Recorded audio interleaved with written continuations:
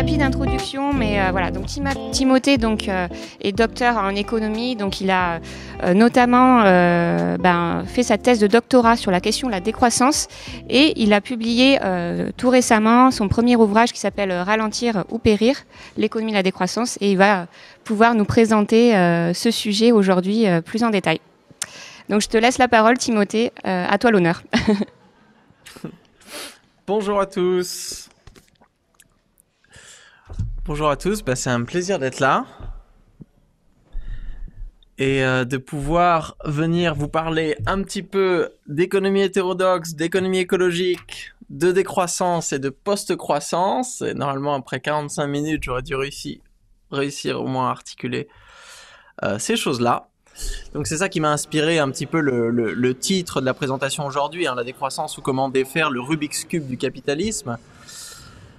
C'est que nous nous retrouvons d'une certaine manière, et depuis plusieurs années, coincés, enfermés dans notre propre économie. Moi, c'est vraiment comme ça que je le vis en tant que macroéconomiste, c'est-à-dire que nous savons de plus en plus ce qu'il faut faire, mais les règles de l'économie et la façon dont nous avons construit notre mode de production ne nous permet pas de le faire. Et malheureusement, avec l'urgence écologique et sociale, ce Rubik's Cube qui était déjà très difficile à résoudre, s'enflamme et devient de plus en plus difficile à résoudre.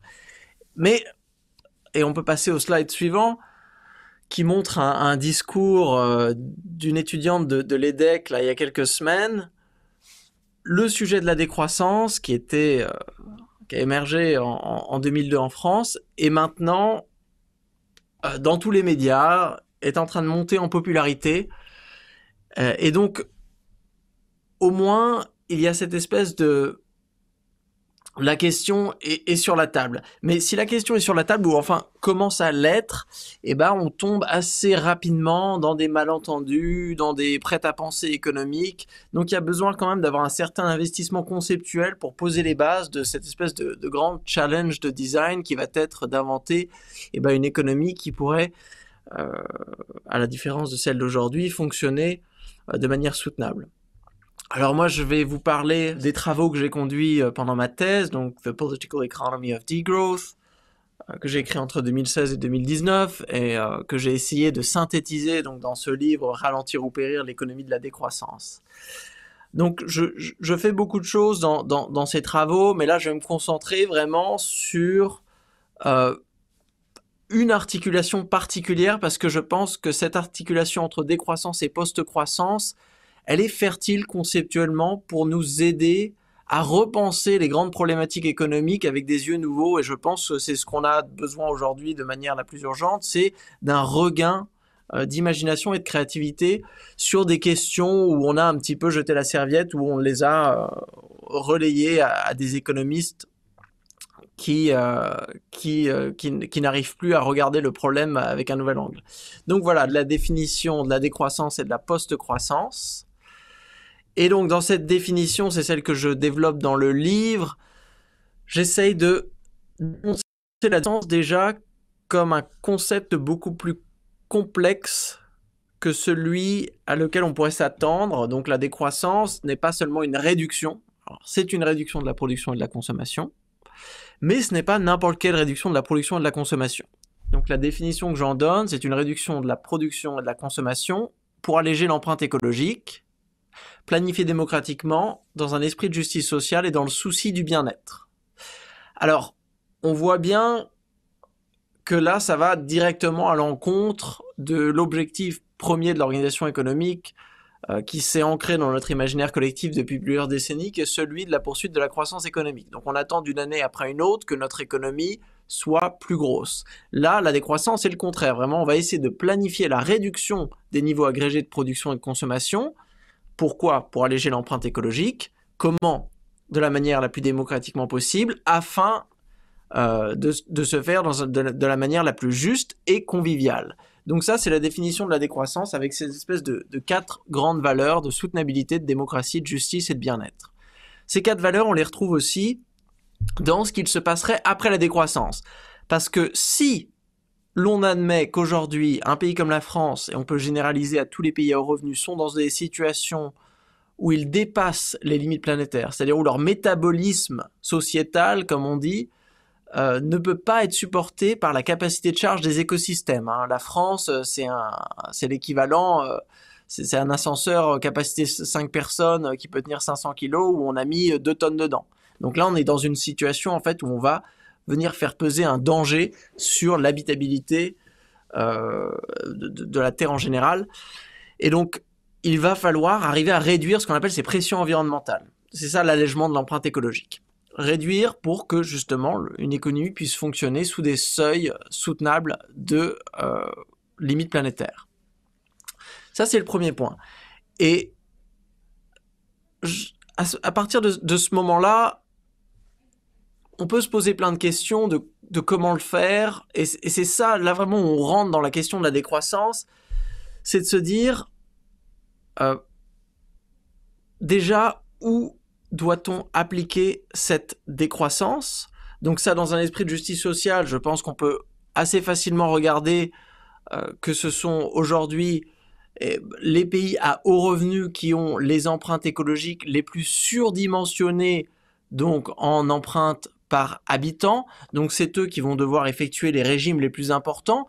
La justice sociale, on la retrouve ici, et là c'est très, très d'actualité avec les discussions qui se passent en ce moment à la COP, parce que justement ce grand régime macroéconomique qu'on va devoir effectuer dans les pays à haut revenu pourrait libérer des ressources pour être utilisées dans les pays du Sud. Vous voyez la décroissance un petit peu comme une transition. Moi, c'est la différence. Décroissance, c'est la transition. Post-croissance, c'est la destination. La décroissance, c'est une stratégie. La post-croissance, c'est un projet de société, on pourrait même dire une utopie, hein, dans le sens positif du terme, c'est-à-dire c'est la représentation de ce qui se passerait une fois qu'on aura réussi à faire réatterrir l'économie sous ses limites planétaires. C'est pour ça que je parle d'économie stationnaire. Donc là, on a vraiment un problème de design. Moi, j'aime beaucoup Herman Daly, hein, l'un des pionniers de l'économie écologique aux États-Unis, qui disait il faut qu'on arrive à passer d'une économie qui est en mode avion, parce que voilà, elle ne peut que décoller en prenant de la vitesse, elle ne peut qu'avancer horizontalement, à une économie en mode hélicoptère. Bon, alors, l'analogie est très pétrolifère, mais quand même une économie en mode hélicoptère qui puisse donc faire du surplace. C'est ça un peu l'idée d'une économie stationnaire, c'est-à-dire une économie qui puisse faire du surplace, c'est-à-dire satisfaire des besoins, qui puisse fonctionner, créer des emplois, investir, innover, faire toutes les choses, financer des services publics, toutes les choses qu'on attend d'une économie, mais sans forcément devoir grossir année après année, parce qu'on sait que ça va créer un problème avec le fonctionnement des écosystèmes qui, en général, tous les écosystèmes répondent toujours à des limites finies. Donc, croissance exponentielle de l'économie finira toujours dans un mur écologique si on fait pression sur des écosystèmes qui sont eux-mêmes finis. Donc la post-croissance, c'est le projet de société. Et aujourd'hui, je vais en parler un petit peu, je donnerai quelques exemples pour essayer vraiment d'imaginer à quoi ça ressemblerait et en quoi ça peut nous aider aujourd'hui à penser la transition. Donc là, c'est toujours deux choses qu'il faut avoir en tête. Hein. Moi, j'aime beaucoup cette approche du backcasting, hein, qu'on utilise en modélisation. C'est-à-dire, au lieu de partir du présent et de faire du forecasting, c'est-à-dire que, on regarde le PIB aujourd'hui, les pressions, on change 2-3 trucs sur nos modèles et on regarde où ça nous amène dans 2100, comme avaient fait les ingénieurs du rapport Meadows dans les années 70. Et on fait le contraire, on fait du backcasting. C'est-à-dire qu'on crée la destination d'abord, on se dit, en 2100 ou en 2050, on voudrait avoir ci, ça, et ensuite on se pose la question, qu'est-ce qu'il faudrait faire aujourd'hui pour pouvoir atteindre cette destination? C'est ça le backcasting, et c'est beaucoup plus intéressant d'un point de vue d'architecture économique, parce que ça nous invite à renverser certaines institutions qui aujourd'hui paraissent quasi naturelles. Bon, ça c'est des définitions un petit peu de principe. C'est assez facile d'être d'accord, le bien-être, la justice, la démocratie, la soutenabilité, hein. Mais il faut rentrer un petit peu dans le sujet. Et c'est là où j'aimerais qu'on arrive au slide d'après. Et donc, qu'est-ce qu'on voit ici? On voit le discours dominant quand on parle d'interaction entre économie écologique et celui de la croissance verte et du découplage. Donc, ce que vous voyez derrière, ces espèces de courbes bleues et rouges, c'est des graphes qui circulent beaucoup dans ces débats. Le bleu, ça montre l'évolution du PIB. Le rouge, ça montre l'évolution des émissions. Et donc, quand on regarde ce graphe, qui représente le cas d'une poignée de pays au monde, qui, soi-disant, aurait atteint un découplage absolu entre PIB et émissions de gaz à effet de serre, et ben on a l'impression que le problème est un peu réglé. D'ailleurs, le titre en bleu là nous le dit bien. Economics may take us to net zero all on its own. Donc nous n'avons pas besoin de redesigner le système, nous n'avons pas besoin de faire quelque chose de différent, nous allons déjà dans la bonne direction. Alors moi je pense que cette croyance en la croissance verte est extrêmement dangereuse. Donc là déjà je vais prendre juste quelques minutes pour montrer que ces chiffres et que ce discours, en fait cette thèse de la croissance verte n'est pas appuyé par les faits. Donc on peut passer au prochain slide où là vous allez voir un magnifique donut, comme on appelle ça en économie écologique. C'est les donuts de l'économiste britannique Kate Raworth que des collègues ici ont utilisé pour faire une comparaison internationale des métabolismes biophysiques, social et biophysiques des économies. Donc là vous voyez celui de la France en 2015. Donc à l'extérieur vous avez les plafonds écologiques, ecological ceiling, et à l'intérieur, vous avez les planchers sociaux, Social Foundation. Les planchers sociaux, il y en a 11, vous les voyez en bas. Espérance de vie, pauvreté de revenus, qualité de la démocratie, égalité, accès à l'énergie, espérance de vie, nutrition, éducation, emploi. Donc ça, c'est ce qu'on peut appeler les performances sociales du pays. En fait, il faudrait qu'il n'y ait pas de rouge dans le cercle à l'intérieur. Ça voudrait dire que tous les indicateurs sont aussi hauts relativement à tous les autres pays du monde, sont dans les plus hauts. Donc ça, on pourrait dire c'est une définition assez holistique du développement. De l'autre côté, on a les plafonds écologiques, donc ça c'est les plafonds à ne pas dépasser. Tout ce qui est rouge, c'est un dépassement. Donc en France, nous savons que nos émissions de gaz à effet de serre dépassent la limite que l'on devrait avoir si l'on venait diviser le budget carbone global par le nombre d'habitants. Donc en France, je pense qu'on est à 300%, à peu près un peu plus de ce qu'on devrait normalement émettre. Et donc, il faut qu'on engage une trajectoire de décroissance des émissions carbone. Mais c'est le même cas pour l'empreinte matérielle, pour l'usage du phosphore, pour l'usage des sols et l'usage de l'eau, qu'on ne voit pas ici parce qu'il n'y avait pas de données à l'époque, mais maintenant il y en a. Donc tout ça pour dire que ici, on se rend compte que transition écologique ne veut pas juste décarboner. C'est-à-dire que si vous êtes le designer d'une économie, d'une transition écologique et d'une économie alternative et que votre seule contrainte, c'est qu'elle soit net zéro en carbone, c'est un petit peu comme, designer un vélo et la seule contrainte, c'est qu'on puisse le garer. C'est génial, mais il faut aussi pouvoir le conduire, il faut aussi pouvoir l'utiliser. Et donc là, en fait, on se rend compte qu'une économie, elle a énormément d'interactions avec le monde du vivant. Et donc, il faut les prendre en compte. Et quand on les prend en compte, et là, on peut passer au slide suivant, on voit qu'il y a encore un couplage très important entre l'écologie et l'économie. Ce graphe, il est important, il nous montre l'empreinte écologique de l'Espagne, de l'économie espagnole, donc là de 2010 à 2018, en fonction de 16 indicateurs. Donc là, ça fait partie vraiment, au lieu de regarder juste le carbone, on regarde 16 indicateurs, ce qu'on appelle les pressions environnementales. Et là, qu'est-ce qu'on voit ? On voit bien sûr qu'il y a des efforts qui ont été faits. Certaines de ces pressions ont même réussi à être réduites, même si c'est pas de beaucoup. Mais il y en a d'autres qui restent fortement corrélées avec la courbe en pointillé qui représente ici le PIB. Donc moi, c'est ça ma première critique, de se dire la narrative de la croissance verte, elle se base sur cette espèce d'exceptionnalité des quelques pays qui ont réussi à faire baisser des émissions de carbone sans dire à quel point et si c'est suffisant, mais juste en disant « Ah, regardez, que certains pays ont commencé à faire baisser les émissions de carbone et donc ça va bien se passer ». Dans le slide suivant, vous pouvez voir la dernière empreinte carbone de la France qui a été publiée la semaine dernière. Et bon, quand vous regardez l'évolution de l'empreinte carbone entre 2010, là où elle était à 10,3 tonnes par habitant par an, à 8,9 en 2021, faut vraiment être optimiste pour appeler ça, oui, une forte réduction. C'est au mieux une sorte de stabilisation. Et surtout quand on voit la destination, avant on pensait que c'était 2 tonnes, maintenant on sait que c'est beaucoup moins que ça, et ben on se rend compte qu'on n'est pas du tout dans les clous. Donc là on atteint tout de suite une réponse qui est, ce discours de la croissance verte, il est un petit peu bizarre parce que il prend comme résultat, nous avons réussi à verdir quelques pourcents de l'économie sur quelques pressions environnementales, notamment juste une, la consommation d'énergie et notamment d'énergie fossile, et donc on va extrapoler et se dire que, basé sur ces choses-là, tout va pouvoir être déconnecté, nous allons pouvoir créer cette économie complètement immatérielle. Alors moi je pense que c'est un pari complètement fou. Et regardez là sur le slide d'après, donc l'empreinte matière de la France. Donc pareil, l'empreinte matière de la France, on regarde de 2008 à 2019, mathématiquement c'est une réduction, mais je pense que ça ressemble plus à une stabilisation. Donc là, l'empreinte matière, elle est à 13,7 tonnes en 2019, selon ces chiffres.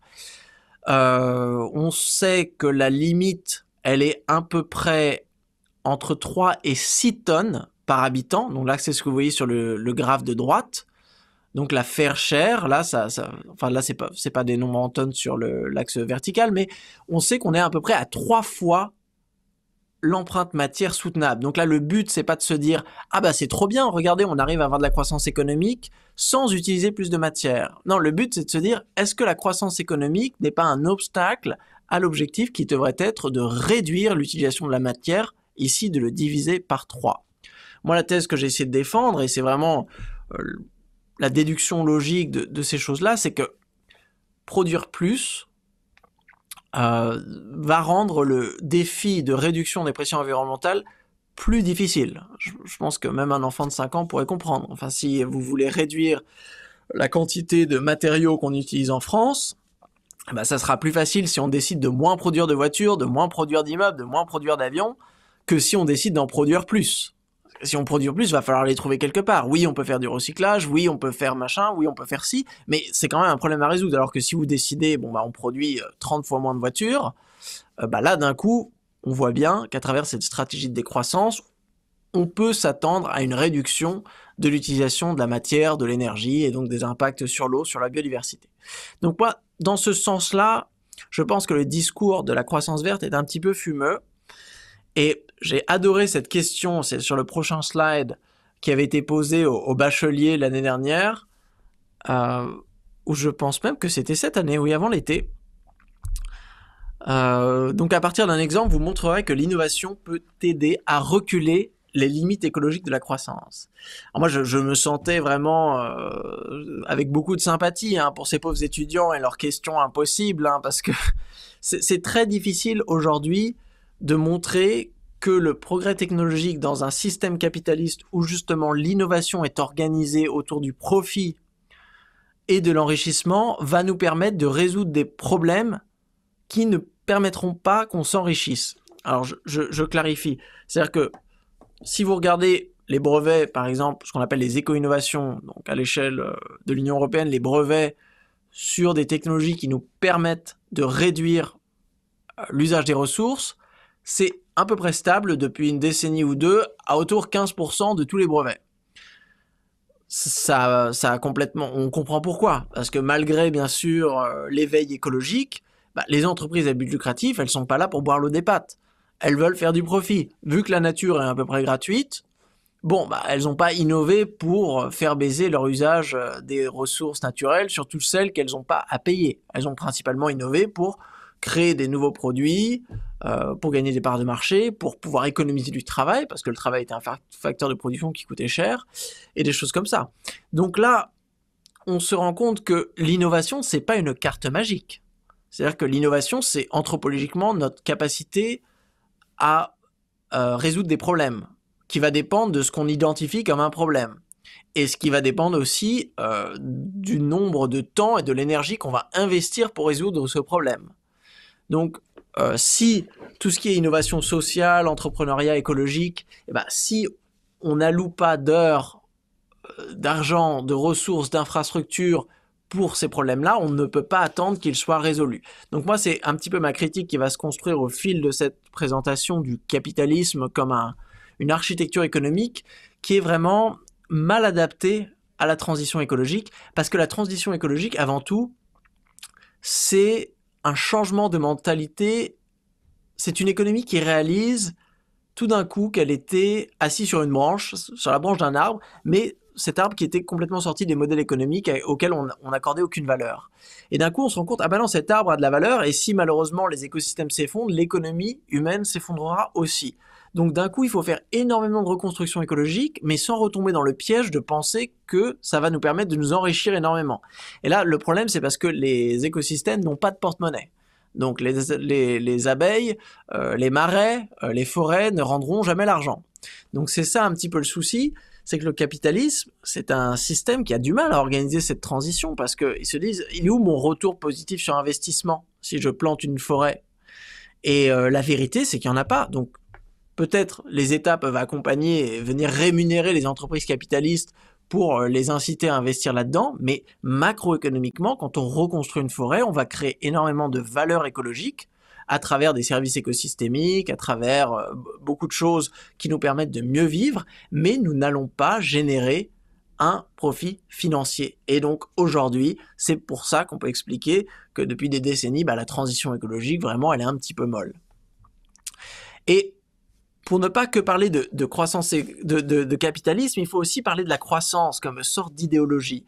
C'est-à-dire que, imaginez un petit peu l'économie comme un jeu, un peu comme le Monopoly, mais un jeu géant. Un jeu qui aurait des règles et un objectif. L'objectif de notre économie aujourd'hui, qui est une économie capitaliste, c'est la croissance.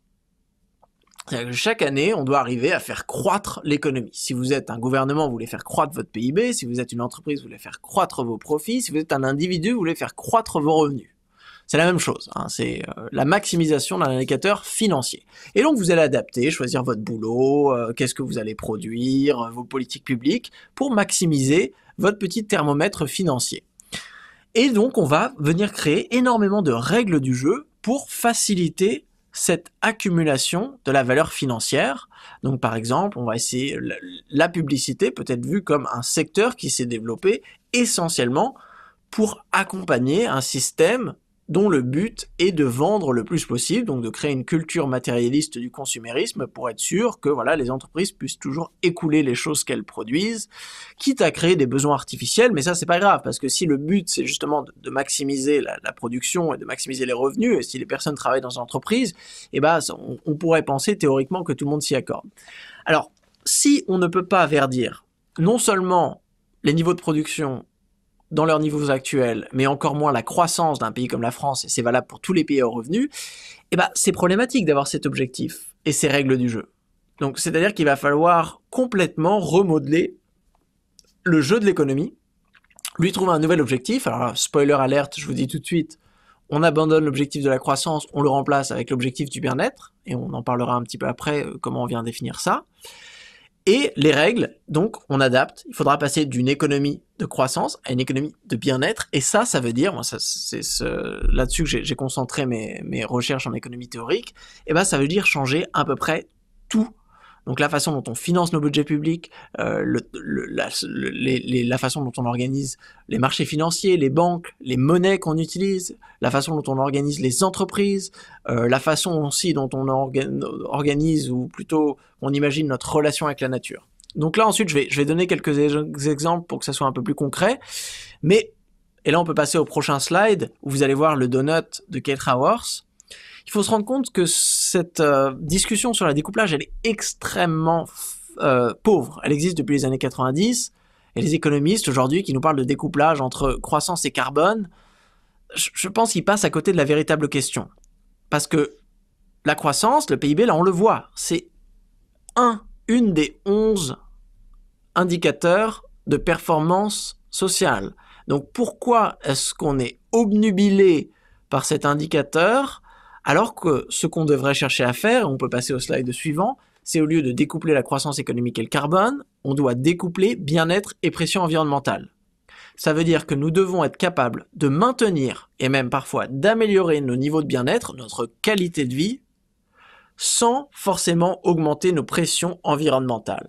Alors, moi j'aimerais vous montrer une étude qui date de novembre 2021, qui est l'une des premières études vraiment qui marque ce grand chamboulement, ce changement de cap dans la façon dont on vient penser la soutenabilité des économies, où justement on arrête de se préoccuper du PIB et on regarde les indicateurs du bien-être et les pressions environnementales. Donc on peut passer au slide suivant. Et là, il faut s'accrocher. parce que c'est un slide extrêmement compliqué. Mais bon, on va y arriver. Vous allez voir que sur l'axe vertical, vous avez les performances sociales. Vous vous souvenez, c'est les 11 indicateurs à l'intérieur du donut: espérance de vie, qualité de démocratie, qualité des services publics, taux de confiance, bonheur. Il y a 11 indicateurs. Le plus vous êtes vers le haut, là chaque point ça représente un pays, et la taille de la bulle ça représente la population des pays. Voilà, une grosse bulle pour l'Inde, une grosse bulle pour la Chine, une petite bulle pour le Luxembourg. Le plus vous avez des hautes performances sociales, le plus votre pays est vers le haut. Donc là, il n'y a pas de souci, hein. On voit en haut, il y a le Canada, la Corée du Sud, l'Argentine, l'île Maurice, l'Irlande, hein, les Pays-Bas. Et vers le bas, le Lesotho, le Niger, le Mozambique, le Rwanda, le Malawi. Donc là, on a la grande différence entre les pays très pauvres et les pays soi-disant développés, avancés, les pays riches. L'axe horizontal nous montre le degré de dépassement des limites planétaires.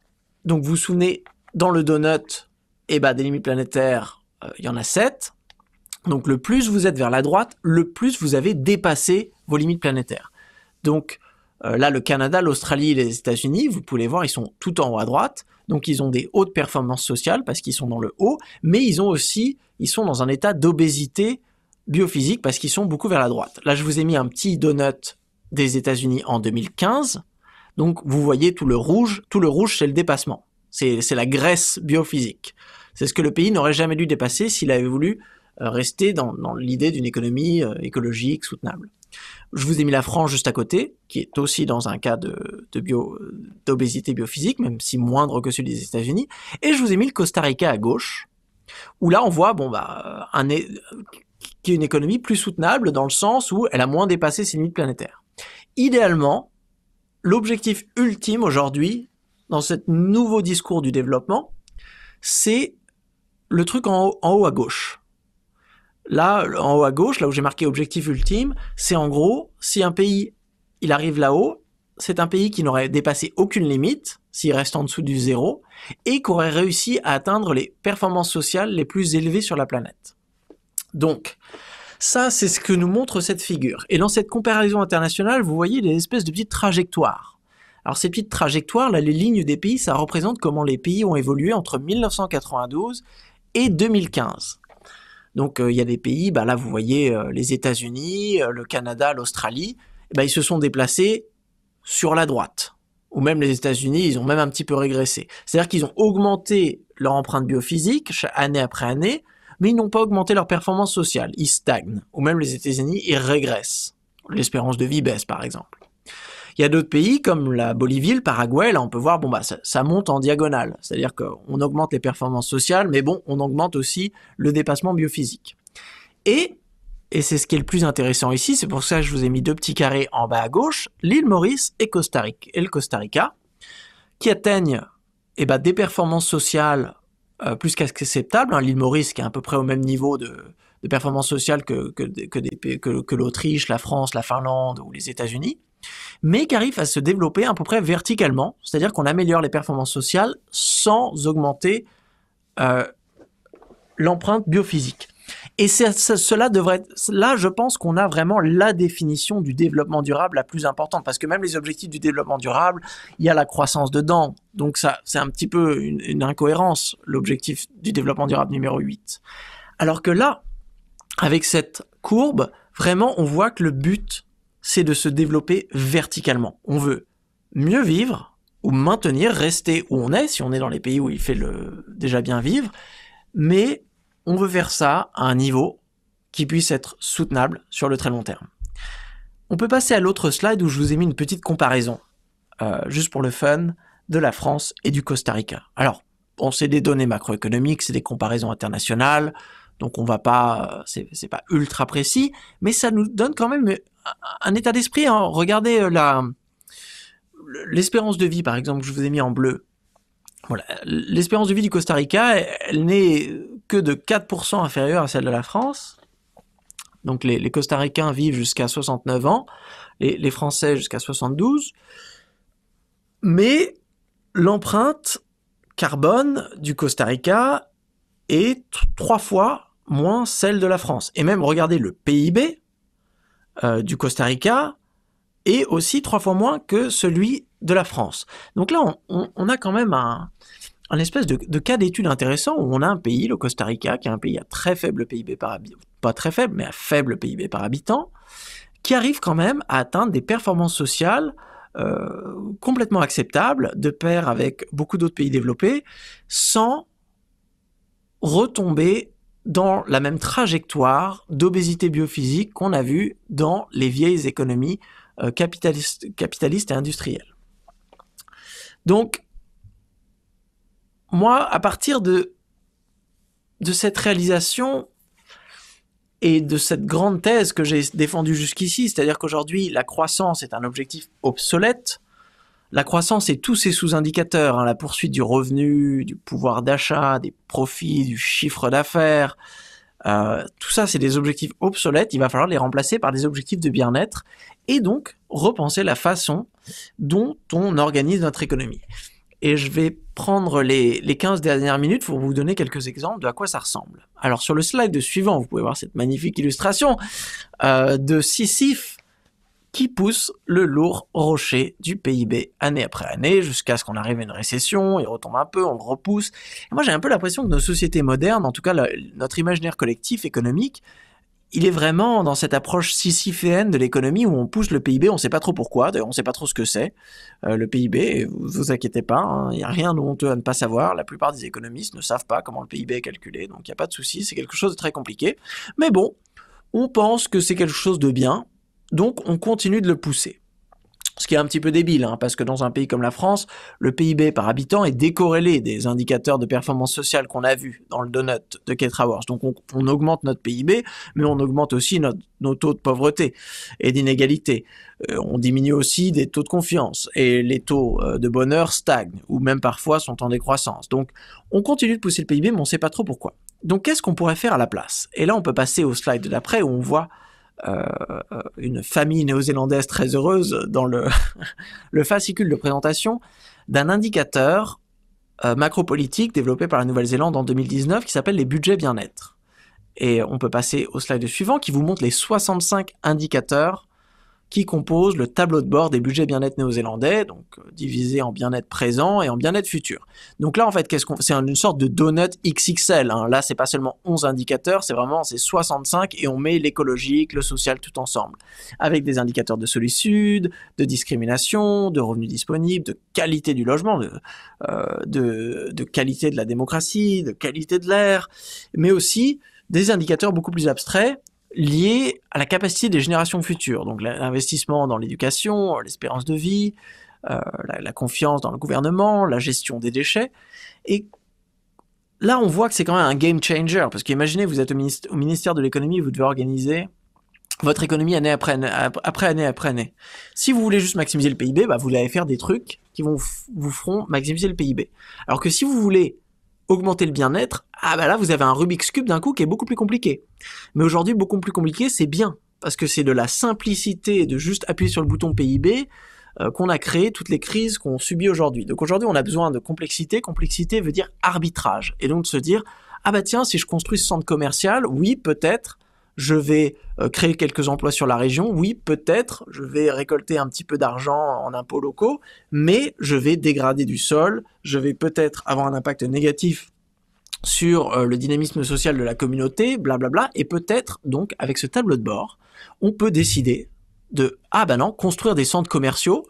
Aujourd'hui, ça va être plus un gâchis d'énergie et ça ne va pas apporter grand-chose et donc on décide de ne pas le faire. Donc on peut avoir ces décisions de renoncement qui sont très importantes du point de vue de la décroissance parce qu'aujourd'hui, si on veut faire décroître l'économie, il nous faut des outils et une façon de penser qui nous permettent de déconstruire des choses qui à l'époque on avait pensé que c'était une bonne idée, mais en fait on se rend compte aujourd'hui que c'est pas une bonne idée. Comme par exemple supprimer les arbres des villes. À l'époque, c'était une bonne idée. On s'est dit, c'est trop bien, on va bétonner partout, comme ça, il y aura moins d'embouteillage. Là, aujourd'hui, on se rend compte, non, merde, en fait, c'est pas ouf, parce que quand il y a une canicule, c'est trop bien d'avoir des arbres, parce que ça refroidit la ville, et puis ça ramène la biodiversité, et puis il y a les abeilles, donc ça veut dire qu'ensuite, on peut faire de l'agriculture en ville, et puis les gens peuvent jouer, et se font pas écraser par des voitures. Donc, ça nous permet de déconstruire, de débétonner, et d'avoir un logiciel pour informer. cette grande décision.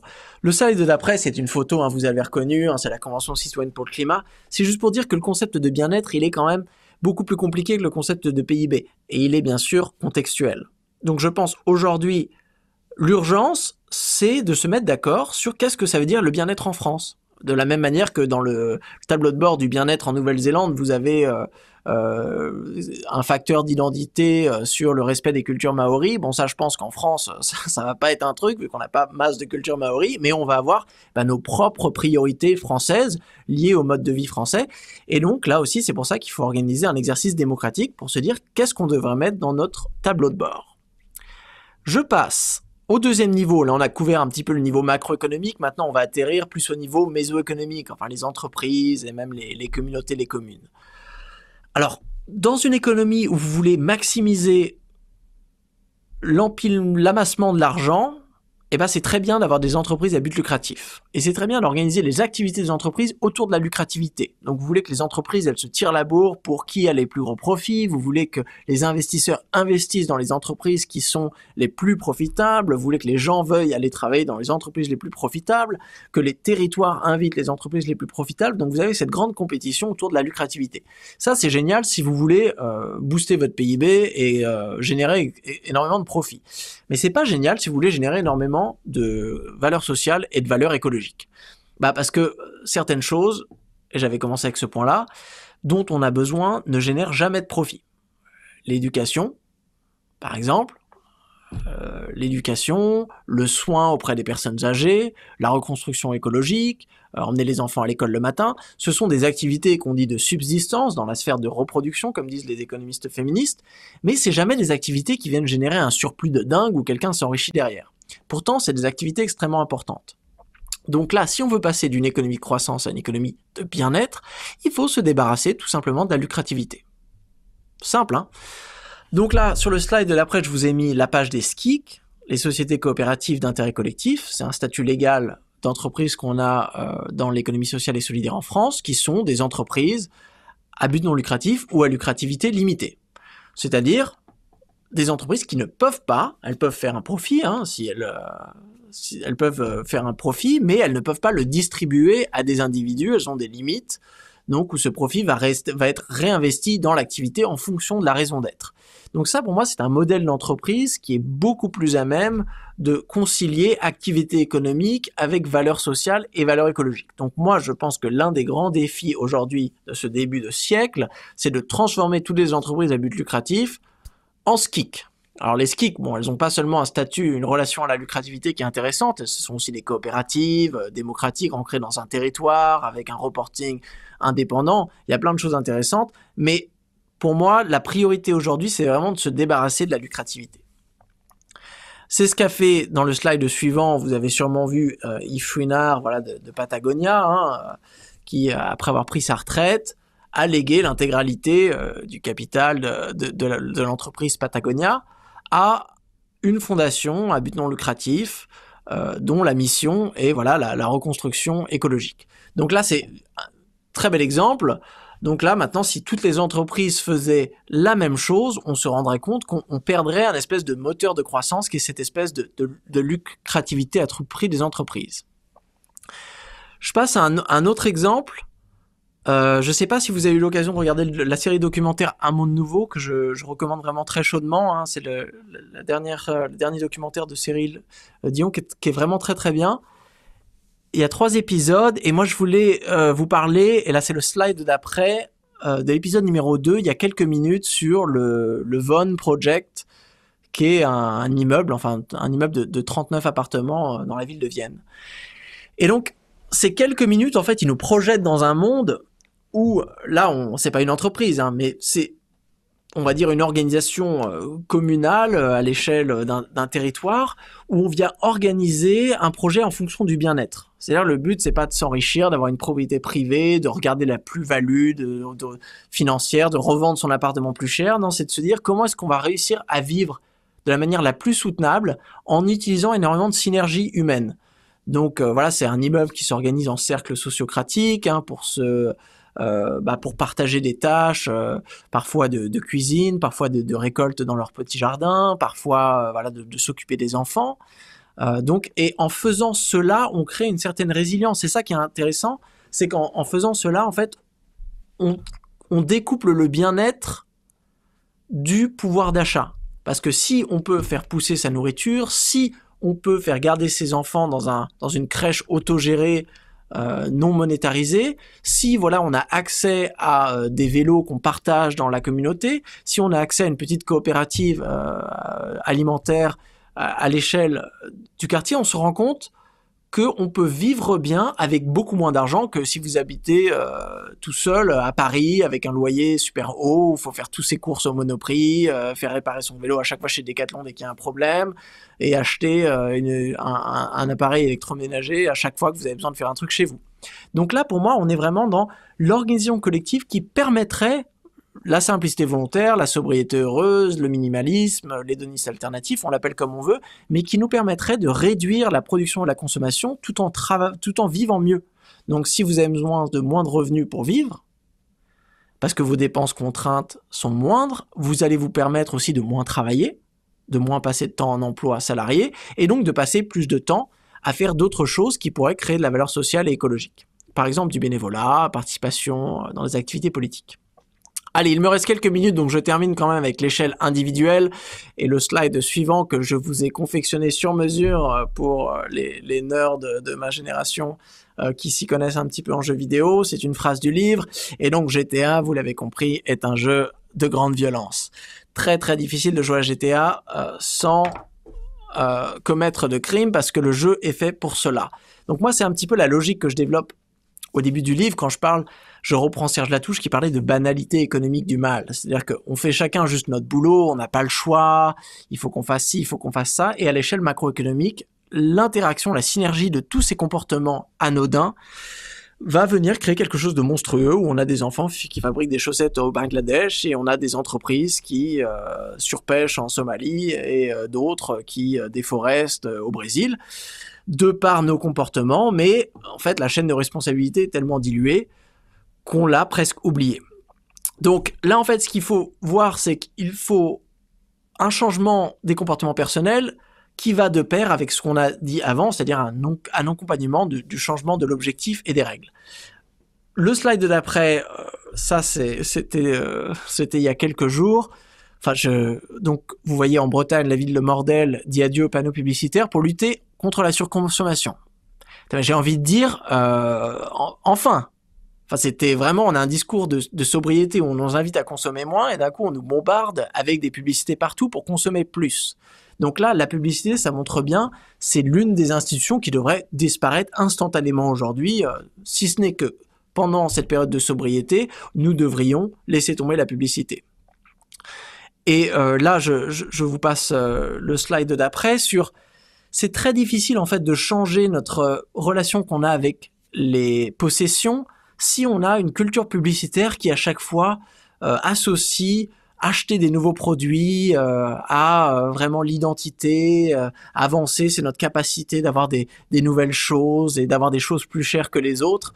Donc là, il va falloir inventer une nouvelle façon de vivre ensemble. Moi, j'aime beaucoup le concept d'hédonisme alternatif de Kate Soper, où le bien-être ne dépend plus, d'avoir le dernier 4x4 à la mode ou forcément le dernier iPhone, mais est plus centré sur des choses indémodables comme les relations sociales. C'est le grand slogan de la décroissance, donc moins de biens mais plus de liens.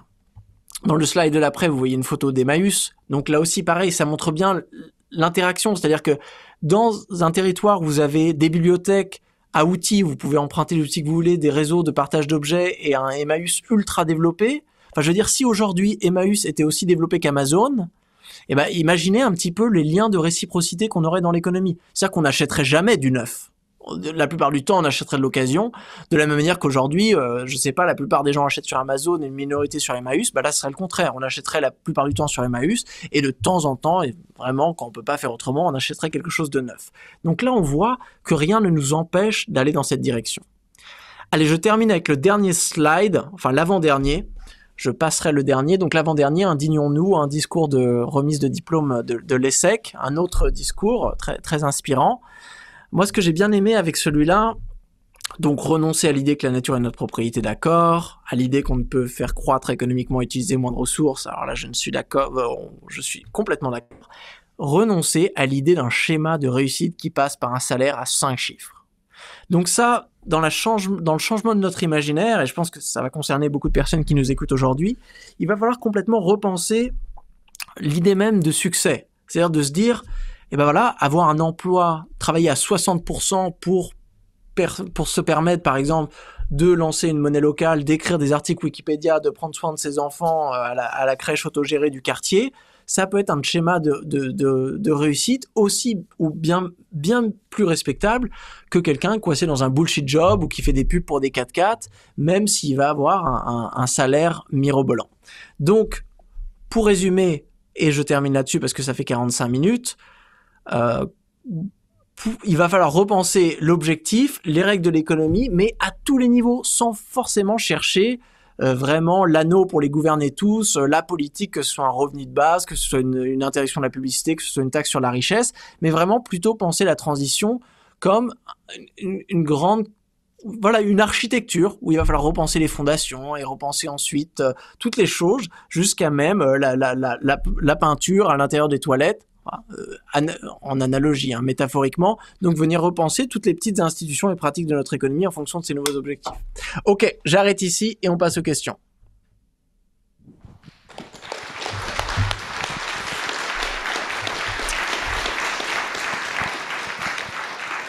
Merci beaucoup Timothée. Alors pour les questions, juste on rappelle avant de commencer, si vous avez des questions, vous pouvez les poser via le Slack, dédié au chat ces questions. Nous, ça nous permet de les sélectionner et de vous donner la parole. Et si on regarde, on a donc une question pour Nantes par Anne. Ah oui, pardon. À Paris, pardon, avec Anne. On peut donner la parole à Paris, du coup. Et si vous avez des questions que vous n'avez pas pu accéder à Slack, n'hésitez pas à lever la main. Et, je fais passer le message à Timothée. Bonjour Timothée, merci beaucoup. Je pense qu'en tant que designer, on s'est tous sentis concernés à titre individuel par ce que tu disais. Est-ce que toi, tu as un avis plus spécifiquement sur notre métier et son rôle dans l'atteinte d'un monde où la décroissance pourrait advenir ? Bah, pas tellement, parce que moi, je sais pas ce que vous faites, hein. Je veux dire, moi, je suis macroéconomiste, donc, moi, c'est vraiment, j'ai jamais vraiment interagi avec des designers, mais j'imagine que vous allez imaginer, enfin, en tant que designer, déjà, je pense que vous pensez le design en termes d'usage, en termes d'utilité. Enfin, j'ose espérer que la plupart des designers, et j'ai ça en commun avec les ingénieurs, pensent la conception de systèmes et d'objets en termes de fonctionnalité, de choses comme ça. Donc ça, c'est déjà très bien, parce que vous êtes protégé de la mentalité économiciste, où en fait, il y a un comptable qui va vous dire « Ah ben non, bah là, elle est trop bien, votre plateforme, mais elle coûte trop cher. » Donc là, en fait, moi, je pense qu'il va falloir justement défendre un petit peu peut-être votre gut feeling contre cet esprit comptable qui vous dit que cette chose que vous voulez faire, que vous avez l'impression va être belle, va être fonctionnelle, va être utile, toutes ces qualités dont le capitalisme se fiche. Et donc, il va falloir les défendre voilà l'artisanat du beau travail, défendre parfois les fonctionnalités pour le bien commun, même si ça veut dire que on passe de la différence d'un projet qui va générer énormément de profit à un projet qui sera extrêmement plus coûteux et qui va être peut-être à perdre ou générera relativement moins de profit. Donc moi sur l'aspect général, mais là quand je retranscris un petit peu la mentalité économique, c'est ce que je peux vous dire. Mais ensuite j'imagine que doit y avoir tellement de différents types de designers dans la salle que ça s'applique chacun dans son contexte unique. On peut continuer avec une deuxième question, alors à Nantes cette fois, avec Jean-Baptiste. On peut donner la parole à Jean-Baptiste, si tu peux nous faire un petit signe de la main. Ok. On va te donner un micro. Voilà. Merci. Moi, Je pensais pas que j'arrivais si tôt dans la liste des questions, mais bon, c'était super intéressant, merci. À un moment, vous parlez de Skip, je crois, comme modèle de société pour les entreprises. Et je me suis interrogé parce que c'est vrai qu'après, vous parlez vraiment de modèles où chacun apporte son petit truc. Et du coup, je me suis demandé pourquoi est-ce que vous ne parlez pas plutôt de Scope comme modèle d'entreprise qui met un peu plus dans le modèle de décision la place aux salariés, aux producteurs de valeur. Et c'est vrai que nous, en tant que designers, on essaie de mettre ça aussi un petit peu au centre de nos réflexions, les besoins utilisateurs, même si on ne met pas les utilisateurs au centre des décisions. Mais voilà, pourquoi est-ce que vous ne parlez pas plutôt de Scope plutôt que de Skip, de Skik, je crois. Oui. Alors Skik, ouais. Donc Scope, j'en parle aussi, mais la Skik pour moi représente vraiment même le futur de la Scope, parce que la Scope, donc c'est une coopérative qui va prendre en compte les personnes qui y travaillent, mais du point de vue de l'économie féministe et écologique, en fait, on vient réencastrer l'activité de l'entreprise avec tout un écosystème d'acteurs en dehors de l'entreprise. Donc moi, ce que j'aime bien avec le modèle de la SKIC, et je pense que c'est pour ça qu'elle est vraiment futuriste et même au-delà encore plus intéressant que la SCOP, c'est que quand la SKIC vient prendre des décisions, et ben elle a ce qu'on appelle une gouvernance à multiparties prenantes. Donc où elle est obligée d'avoir comme une SCOP, donc pareil, hein, les représentants des travailleurs, des investisseurs, les propriétaires, mais en plus, elle doit avoir un représentant de la municipalité, d'une ONG du coin, de la coopérative de consommateurs. Des gens qui sont en dehors de l'entreprise, mais qui sont quand même liés à l'entreprise, parce qu'elle consomme, parce qu'elle récolte des taxes de l'activité de l'entreprise, parce qu'elle écope des pollutions de l'entreprise. Et donc, ça permet d'avoir une démocratie qui est beaucoup plus intéressante si on a ce point de vue de la valeur qui n'est pas essentiellement créée par les gens qui travaillent à l'intérieur de l'entreprise, mais cette valeur qui aussi s'appuie sur des services écosystémiques en dehors et sur des services socio-systémiques aussi qui sont par des acteurs en dehors de l'entreprise. Donc après, quand on parle par exemple de distribution de la valeur ajoutée, dans un cadre de scope, eh ben on reste dans une lutte très marxiste de division entre ce qui va aux travailleurs sous forme de salaire, ce qui va aux capitalistes sous forme de dividendes. Alors que dans la SKIC, c'est beaucoup plus intéressant parce qu'on se dit, bon là, on a cette valeur qui est créée de manière écosystémique par l'interaction de plein de choses. Donc même si bien sûr une grande partie de la valeur va être créée par les personnes à l'intérieur de l'entreprise, là ça permet quand même d'ouvrir à se dire oui, mais cette entreprise, elle bénéficie aussi d'autres choses. Et donc c'est pour ça que moi je mets en avant la SKIC parce que c'est un modèle un peu plus inspirant, même si je pense que les SKIC reprennent l'essentialité de ce qu'on trouve dans une SCOP. Merci, c'est très clair. Merci. On va prendre une question alors à Paris avec Jean-Patrice.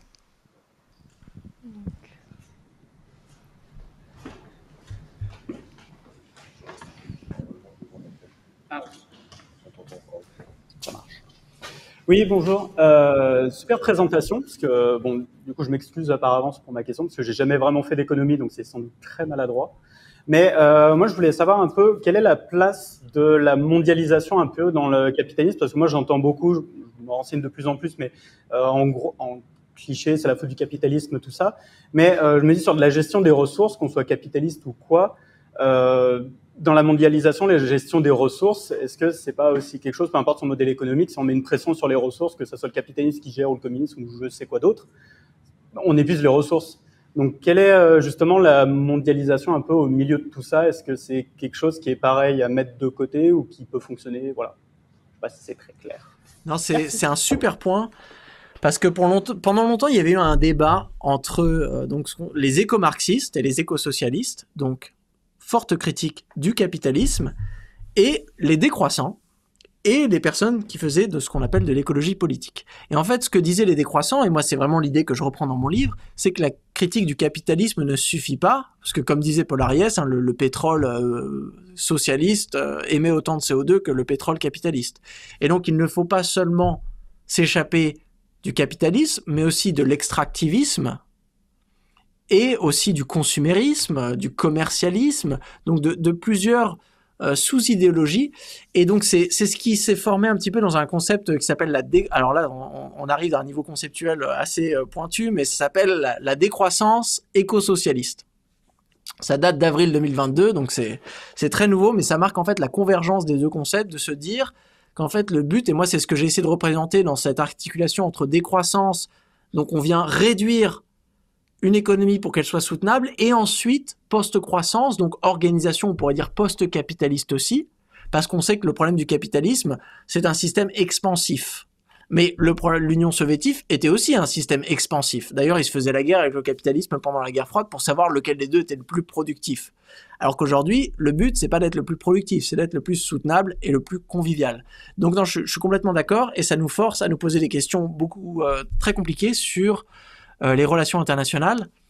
Donc, pour faire très très court, aujourd'hui, on se rend compte que ce qu'on appelle la croissance économique dans des pays riches comme la France a nécessité énormément d'importations de ressources naturelles dans les pays du Sud et a mené à énormément d'exportations de pollution, là aussi dans les pays du Sud, qui aujourd'hui font pleine face au changement climatique que nous avons créé dans les pays riches pendant notre développement industriel.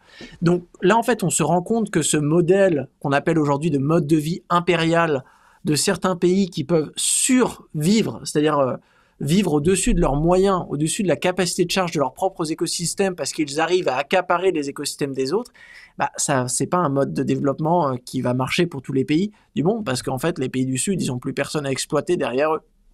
Donc aujourd'hui, il faut repenser la question de la résilience locale, des souverainetés alimentaires, des souverainetés énergétiques et essayer de repenser, et là c'est la grande question pendant la COP, des loss and damage, de repenser des décennies de développement à travers donc ce qu'on appelle des échanges inégaux, donc voilà où énormément de ressources sont passées du sud vers le nord et énormément de pollution sont passées du nord vers le sud, et comment est-ce qu'on peut justement dédommager les pays du sud pour ces décennies de mal développement pour leur permettre aujourd'hui de sortir de la pauvreté avec un accès à des ressources qui ne restent pas monopolisées par les pays du nord.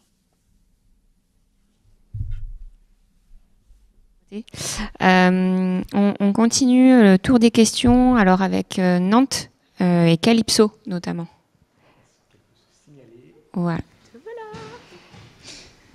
Pardon, je reprends ma question parce que depuis j'en ai plein d'autres, mais je vais me limiter. Moi, je suis très fan de toutes ces pensées, de vouloir changer un peu notre façon de vivre, de consommer, etc. J'ai essayé de faire beaucoup de transitions dans ma vie, mais effectivement, comme on dit, on est toujours rattrapé par la publicité, par nos besoins quotidiens, nos envies quotidiennes de nouveautés. Et ce que je me disais, c'est comment on peut faire cette transition, sachant que nous, on vit pour la plupart et on travaille pour des sociétés qui font beaucoup d'argent et qui ont besoin d'argent pour vivre et qui nous payent avec de l'argent pour lequel on a besoin pour vivre. Alors, comment faire? En fait, je ne connaissais pas du tout le principe de skip, c'est ça, comme ça qu'on les appelle, qui me paraît skik, pardon, ce qui me paraît très intéressant, mais est-ce que c'est scalable à tout le monde, à toute la France et plus encore j'en suis pas persuadée. Et j'ai l'impression qu'on est un peu dans de l'idéalisme, ce qui me rend un peu triste. Mais voilà, j'aimerais savoir si est-ce que c'est possible de changer tout le principe des entreprises qui sont capitalistes. Et pourquoi pas? Aujourd'hui, c'est vraiment le moment où nous devons faire preuve d'idéalisme. C'est-à-dire que c'est le réalisme et le pragmatisme qui nous tuent et réchauffent doucement la planète. Donc aujourd'hui, être idéalisme, ça veut dire avoir une idée de solution pour pouvoir sortir de l'impasse qui est une impasse béante, qui est une impasse que moi je la saisis quand je parle aux fonctionnaires, aux membres du gouvernement, aux grandes entreprises qui savent qu'ils sont dans une impasse. C'est vraiment, ils ont même plus de discours pour défendre, plus personne ne défend le capitalisme, la lucrativité à tout prix. C'est un petit peu comme les poulets, on lui coupe la tête, ils continuent de marcher pendant 20 mètres. Le système économique qu'on a aujourd'hui est un système qui est déjà mort, mais qui continue un petit peu à survivre. Et l'économie sociale et solidaire, les gens qui inventent des SKIC, des habitats partagés, des monnaies locales, des AMAP, des gens comme ça qui créent des nouvelles façons de satisfaire des besoins, c'est l'économie du futur qui est déjà en train de naître. Et quand on se pose, c'est quoi la différence entre une entreprise à but lucratif et une entreprise à lucrativité limitée? Les deux entreprises font la même chose, C'est-à-dire que c'est une agrégation d'acteurs qui vont décider de se mettre ensemble pour le projet de produire quelque chose et décider quoi produire, comment le produire. La seule différence, c'est que l'entreprise à but lucratif, elle va distribuer les profits de cette activité à des individus privés, alors que la coopérative à lucrativité limitée va utiliser les profits de cette activité pour améliorer la qualité de cette activité même. Donc voilà, là on a la différence, c'est pareil comme une association ou une association à but non lucratif. Et si on veut justement créer un espace où on peut investir dans la qualité, je pense que c'est très très bien d'avoir cette limite. Donc tous les acteurs qui aujourd'hui résistent le passage à cette économie du bien-être, de la qualité, de la lucrativité limitée, sont juste les entreprises qui génèrent un profit qui pour moi n'est pas légitime. C'est-à-dire, si vous n'arrivez pas déjà à justifier comme les super profits de Total, bon courage théoriquement pour arriver à justifier en quoi c'est une bonne chose. Ce n'est pas une bonne chose. C'est un vol non seulement du futur de l'humanité, c'est un pillage de la capacité climatique des pays du Sud pour enrichir des gens qui sont déjà riches. Et avec une pseudo règle économique qui se justifie sur la base unique de oui, non, mais c'est comme ça qu'on fait. Pour justifier en quoi certaines personnes peuvent s'enrichir d'un effet d'aubaine, d'une crise énergétique horrible au milieu d'une crise climatique. Donc moi, aujourd'hui, l'idéalisme, je pense qu'il est en train de se renverser. Ce sont les pragmatiques d'hier qui nous parlent de capitalisme vert, de décroissance dans un monde en feu où il n'y a plus d'eau, où les gens sont au chômage, qui sont rentrés dans une sorte de démence imaginaire avec des idées qui ne correspondent plus du tout à la réalité du monde. Donc, mais moi, et je finirai avec ça. Là, des quelques centaines de conférences que j'ai fait, et vraiment, je suis allé parler à des étudiants, je suis allé parler à des ingénieurs, à des économistes, à des sociologues, je suis allé dans des gouvernements en France, à l'étranger, dans des entreprises, dans des associations, dans des villes, à plein de niveaux, et j'entends toujours la même chose. C'est-à-dire des gens qui me disent, oui, je sais qu'on devrait faire ça, mais je me dis, est-ce que c'est pas un peu idéaliste? C'est marrant quand même. On est une grande majorité à penser que oui, on peut construire une économie en fonction du bien-être, ce qui est quand même, je pense, l'acception qui devrait être la plus qui résonne avec le sens commun, mais on se dit ah ben non, c'est peut-être un peu idéaliste parce que il y a Jackie l'économiste sur BFM qui a dit que ça marchait pas. On en est là. Donc faisons-nous confiance et faisons un petit peu moins confiance aux économistes, surtout ceux qu'on écoute sur BFM. On aime bien la référence. Bon, il y a plein de questions. On va terminer avec une pour clôturer, et notamment avec Agathe, donc qui est à Nantes. Ouais. Merci pour la conférence, super intéressant. J'adore le graphe qui montre à la fois la statistique de niveau de vie et de pollution, d'impact sur la planète. C'est super de voir à quel point en fait il y a un trou autour de l'objectif ultime. On n'arrive pas à y accéder. Il n'y en a qu'un qui y arrive, c'est le Costa Rica, j'ai l'impression. Mais alors, comment ils ont fait, eux? Est-ce que tu as des exemples concrets de comment est-ce que ils ont choisi est-ce que c'est un choix de société qu'ils ont fait qui est conscient? Comment est-ce qu'ils ont choisi de le faire? Est-ce que c'était démocratique? Et puis, quelles sont leurs solutions à eux? Parce qu'en fait, tu nous suggères des solutions pour la France, du coup. Mais alors, est-ce que eux, c'est ce qu'ils ont fait? Ou est-ce qu'ils ont aussi d'autres solutions qui étaient localement plus adaptées? Ouais. Alors, cette étude, elle est sortie en novembre 2021. Moi, je dois dire, je connaissais rien du Costa Rica ou de l'île Maurice avant. Là, on vient d'ouvrir un projet de recherche justement pour répondre à cette question. What the hell is going on à l'île Maurice et au Costa Rica. Donc, j'espère d'ici quelques années, et en travaillant avec des chercheurs locaux à l'île Maurice et au Costa Rica pour mieux comprendre. Mais pour l'instant, là, quelque chose, je peux donner un autre exemple qu'on a étudié un peu plus en détail, c'est celui de Cuba. Cuba, c'est facile parce que c'est un exemple qui est plus ancien. Vous savez, dans les années 90, voilà, Cuba s'est retrouvé dans l'incapacité d'avoir accès à du pétrole. Donc vraiment, du jour au lendemain, Cuba a dû se dire, bah voilà, comment j'arrive à me nourrir en tant que pays sans pétrole. D'ailleurs, c'est un bel exemple qui est repris dans Un monde nouveau, hein, je crois que c'est aussi l'épisode 2, qui explique un petit peu comment Cuba a réussi à développer donc une résilience alimentaire à travers l'agriculture urbaine et les coopératives agricoles. Donc se dire, bah voilà, à Cuba, en gros, à l'époque, ils se sont dit, merde, on n'a plus d'énergie fossile, ça veut dire qu'on peut plus avoir énormément de tracteurs, plus de modèles industriels, plus de fertilisants, plus de pesticides. Et donc, ils ont créer ce qu'on essaye désespérément de faire aujourd'hui dans beaucoup de pays développés, donc une agriculture agroécologique et permaculturelle, avec plein de petits jardins dans les villes, un lien ville-campagne. Et donc aujourd'hui, après des années d'expérimentation, et là encore, je sais pas comment ça s'est fait politiquement, et c'est très difficile à dire, parce que bon, à l'époque, c'était, voilà, c'est Cuba dans les années 90, donc là aussi, j'ai pas les connaissances pour savoir ce qui s'est passé démocratiquement, mais en effet, ce qui s'est passé, qu'ils ont réussi à satisfaire leurs besoins alimentaires avec énormément moins de pétrole que les autres pays du monde. Donc eux, ils l'ont fait dans la contrainte et dans la douleur, mais c'est quand même une histoire inspirante pour se dire, bah voilà, qu'est-ce qui se passait en France, par exemple, si on appliquait le modèle cubain à l'agriculture française?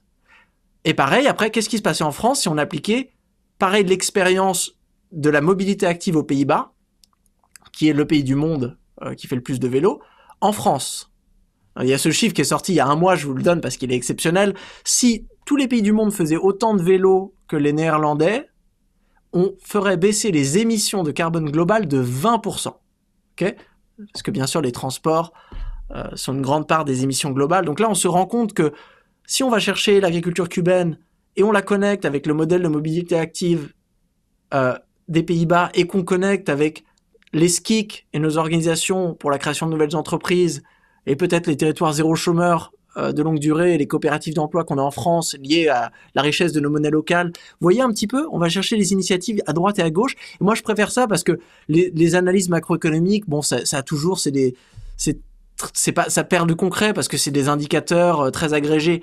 Mais si on va chercher comme ça plein de petits projets et qu'on les met ensemble, et là c'est ce que j'essaie de développer pour un prochain livre où j'en rassemble 1000 un petit peu pour les connecter ensemble, on se retrouve avec un joli petit tissu d'un système économique alternatif, un système économique alternatif. Après, bon, reste plus qu'à arriver à les connecter, mais moi c'est ça qui me donne un sens de la possibilité. En fait, je me dis, si c'est des choses qu'on a réussi à faire dans plein de pays du monde, que ce soit voilà les systèmes de réciprocité de santé, Furaikipu au Japon, où on en a parlé, ou d'autres choses, ou même, je sais pas, des trucs plus mainstream, hein, la taxe carbone suédoise, hein, qu'ils ont depuis 1991, ou l'interdiction de la publicité pour les enfants, hein, ça existe en Suède depuis les années 90. En Suède, vous n'avez pas le droit de faire de la publicité pour les enfants. La publicité pour les produits pour les enfants est illégale. C'est bizarre quand même qu'aucun autre pays du monde l'ait fait. Ouais, je m'arrête là, mais vous voyez un petit peu la logique. Timothée président, je ne sais pas si tu l'as entendu. Mais écoute, en tout cas, on te remercie voilà, pour cette intervention et pour cet éclairage qui a suscité beaucoup d'intérêt chez nous.